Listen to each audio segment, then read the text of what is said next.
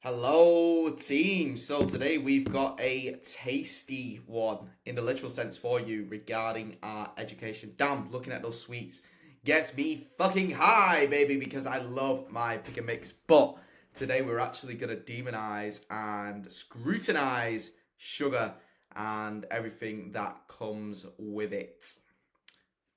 Imagine there's a silent violin right now playing because we all love sugar. Like, anyone who tells you you haven't got a sweet tooth is bullshit. We are predisposed to crave things that are sweet, things that are salty, and things that are high in fat. That is what is the palatable trifecta that, unfortunately isn't very healthy for us, but as a flavor is exactly what our body wants.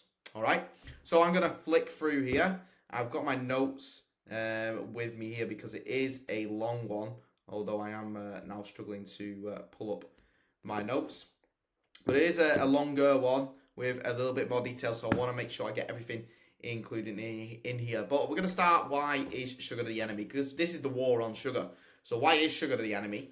Okay, what are the types of sugar? We've got to know our enemy, okay? And where is that sugar hiding? Is it as secretive as Osama bin Laden? Sometimes that motherfucker can be in things that you have no idea. Or we could literally get played a bluff by the marketing messages that are put on that very health food that you think you've been consuming for good, when really you've been rotting your insides and your teeth ever since you gave in to the first one.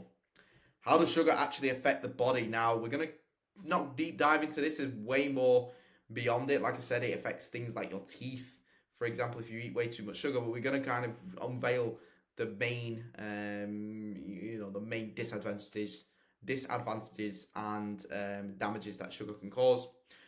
What can we substitute sugar for? What can we actually do to still enjoy the positives of sugar, being the taste, being the sweetness, but substitute it out for what I would call a better option? And what is your battle plan to fight your war against sugar in your household? Let's go!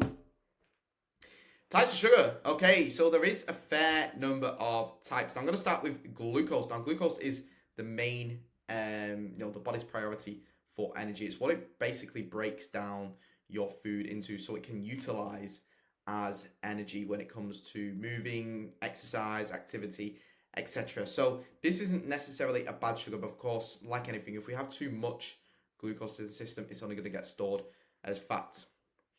Next, we've got fructose. Now, fructose is found in fruit, hence the beginning, the prefix fruct.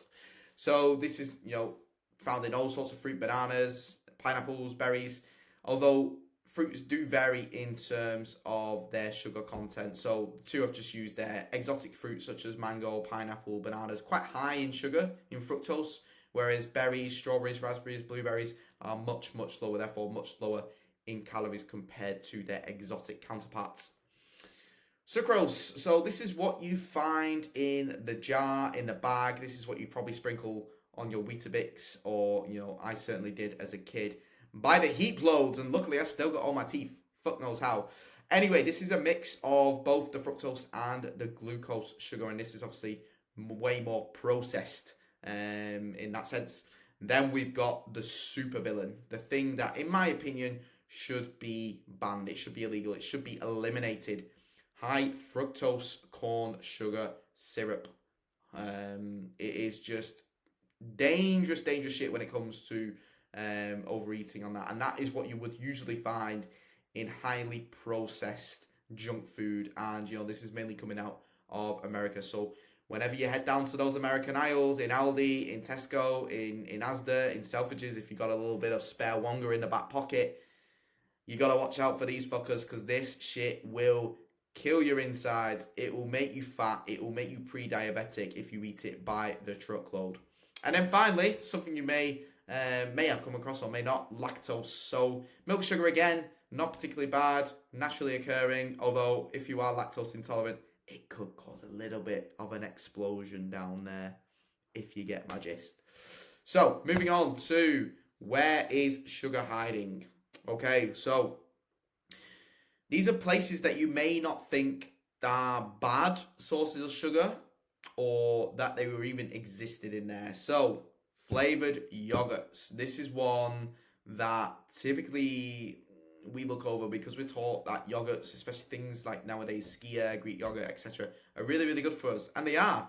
But when you put a flavoring in there, such as berries, such as salted caramel, I'm trying to think of other popular flavors that they put in these yogurts, they load them with sugar, unfortunately. And when you compare just a normal regular Skyr yogurt to a flavored counterpart, it's about 3 times the amount of sugar per 100 grams. Cereals and bars, even the low sugar cereals are packed with sugar in there, but then of course you can go to the extreme where you're, typically aimed at kids, like Cocoa Pops and Frosted Shreddies are fucking loaded with sugar. It's like they want to kill our kids off before they've even made teenage years. Damn it. Sauces and condiments, so your tomato ketchup, your barbecue sauce, even things like your yellow mustard all contain sugar.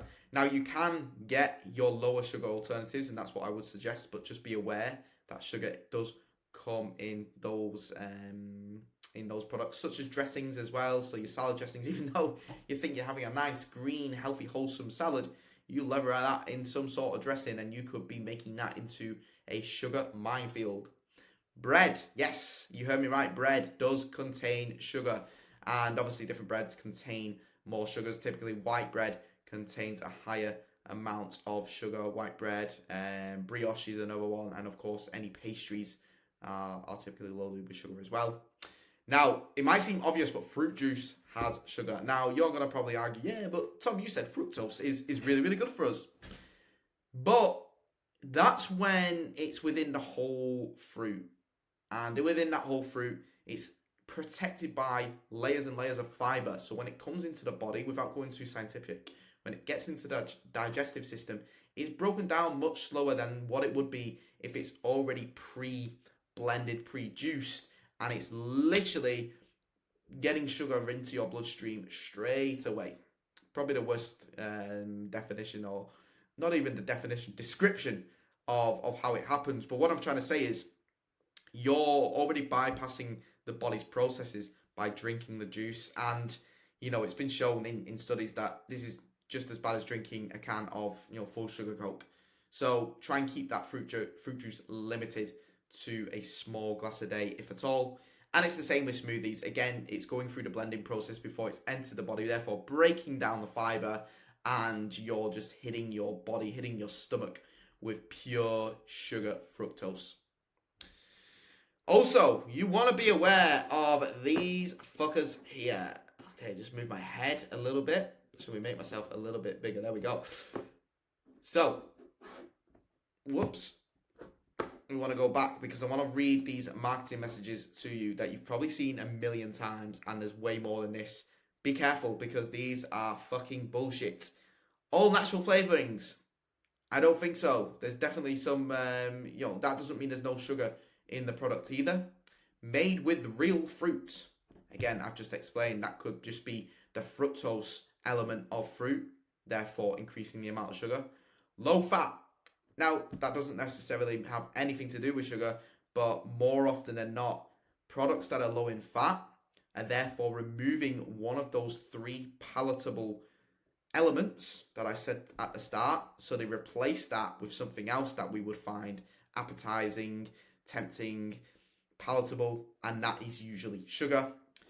And source of protein. Now, this doesn't necessarily mean it's high in sugar, but it's another health claim that we should be aware of, because these are typically put on things like cereal, like spreads, like Nutella, for example, and that's to kind of mask the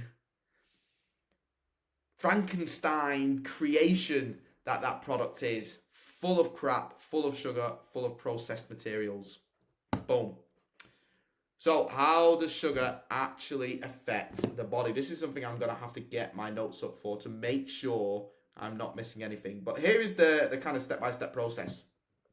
You consume the sugar. This then spikes your blood sugar.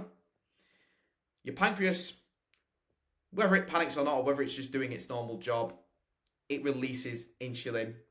And the insulin stores that sugar then as fat if it can't be immediately used as energy.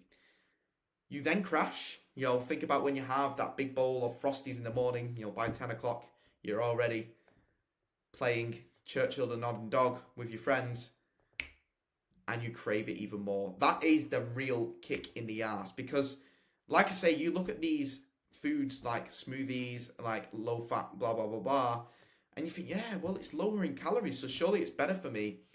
But it's then the effect that it has on your cravings, the effect that it has on your hunger, the effect that it has on your hormones, because you are so much more likely to eat more because you've had a diet high in sugar, and you're basically fighting a losing battle. You might be able to stave or put off it for a day or two, but if you continue on that high sugar diet, I promise you now, you are only going to fall victim to overeating and the sugar conundrum.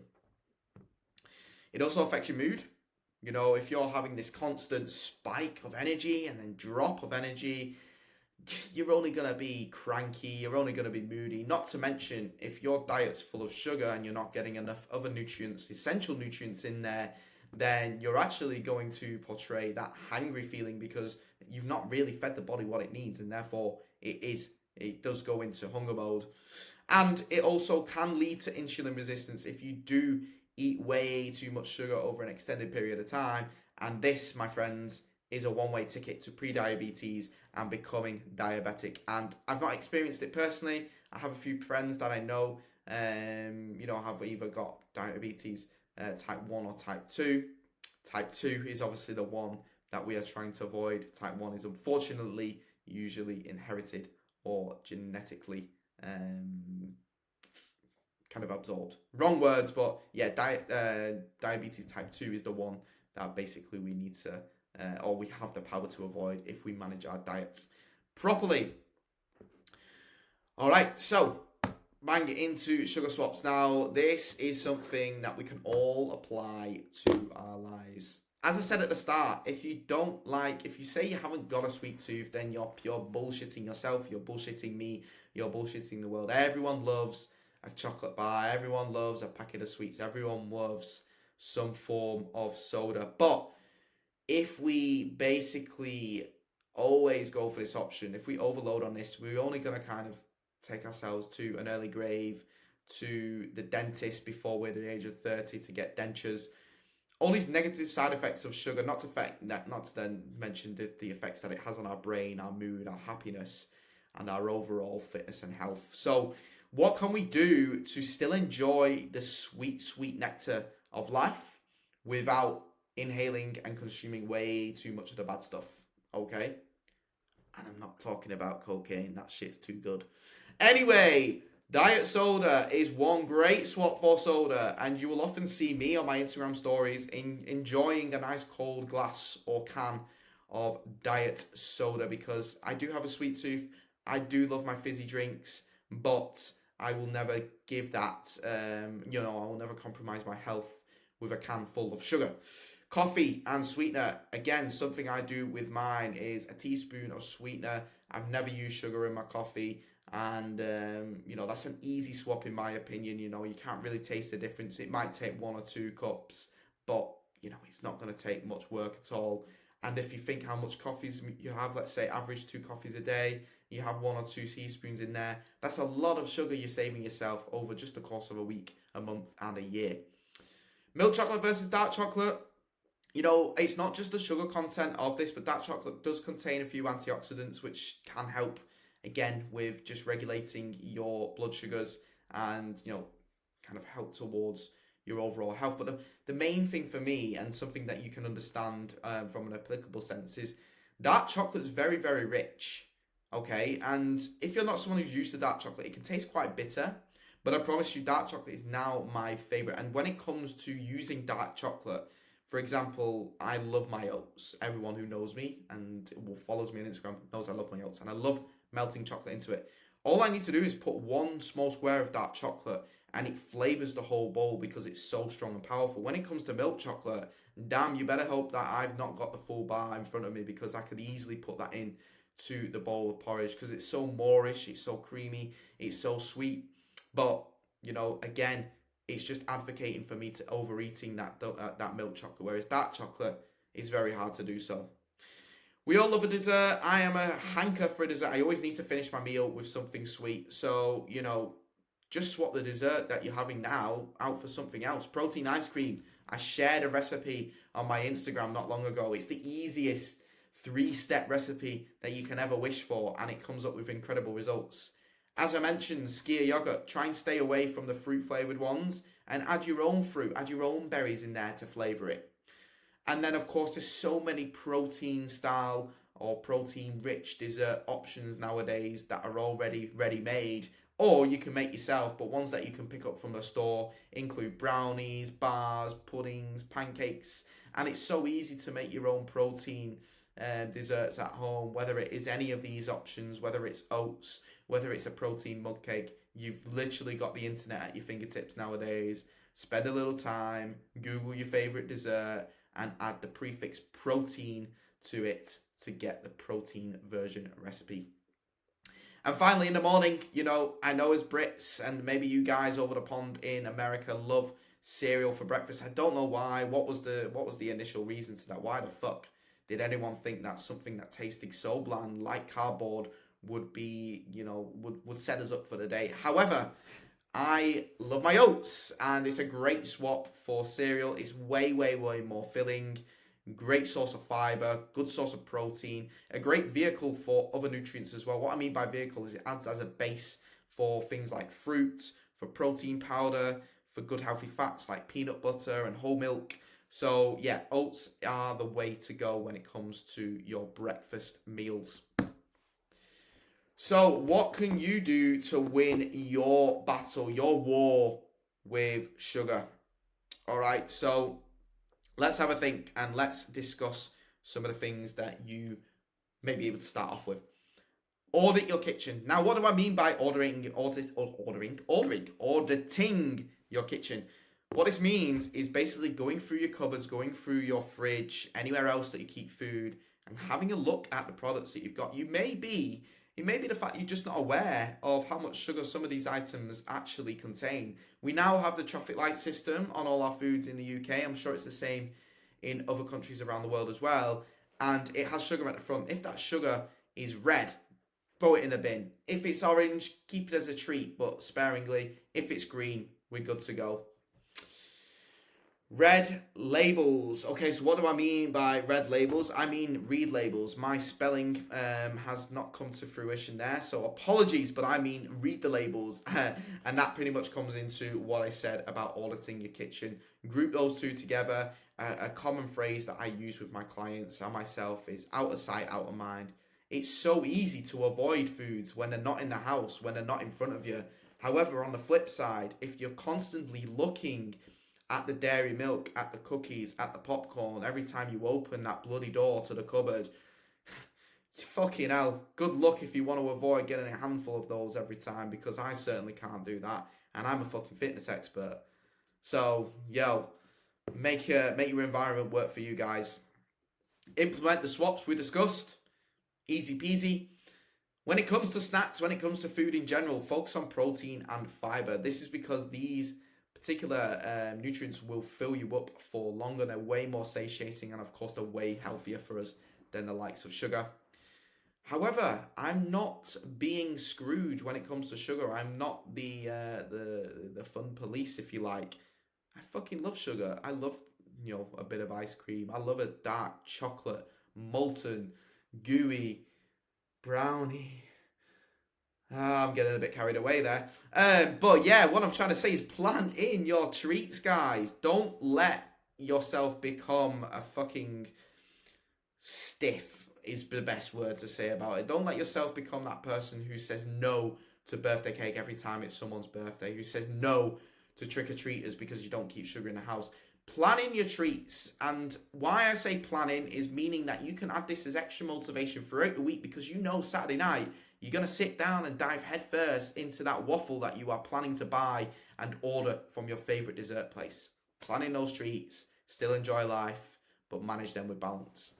Increase your water intake. I mean, this might seem unrelatable to you, but again, it's another tactic for helping you stay fuller. It fills up your stomach, and at the same time, staying hydrated allows your body to regulate itself in a normal capacity.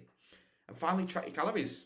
You know, that kind of links into planning your treats. Track your calories, especially on those days where you do plan in a treat, because then what you're able to do is actually look, right, okay, you know, I've only eaten 500 calories, you know, I've got 500 calories left today. I can go and have my treat now. I can go and have my dairy milk ice cream. I can go and have my, you know, even my couple of beers, my glass of wine with a nice piece of dark chocolate. Whatever your treat is, you know, if you're tracking your calories, you're able to plan way better and understand, you know, how much food you're actually eating. Finally, the summary. We are here 20 minutes in. I hope you've enjoyed. I hope you've got a lot from this presentation. But now it is time to put this knowledge into action. All right, start with the simple steps. Start with the easiest things that you're able to do. But what you can expect from following these steps: dropping body fat. We all want to look good. We all want to look sexy. We all want to be lean. It's the summertime. Let's shift some pounds. Increase your energy, because you're not going to have those sugar crashes and sugar spikes throughout your morning at work. You're going to elongate your energy through eating proper food like oats, like eggs, like bacon, like potatoes, these proper whole foods that will allow us to extend our energy beyond where we are usually fathomable. Is that even a word? I've heard it before, it sounded fancy. But, you know, increase that energy across the board, and this then links to performance. It's way easier for us guys and girls who do a sport and have to perform to a certain level, because we then do eat for function. But if you're not someone who is involved in sport, then think about your performance in the bedroom, at work, throughout the day, just doing normal things. Because how much better is it to feel good walking up the stairs instead of panting like you've just fucking ran a marathon?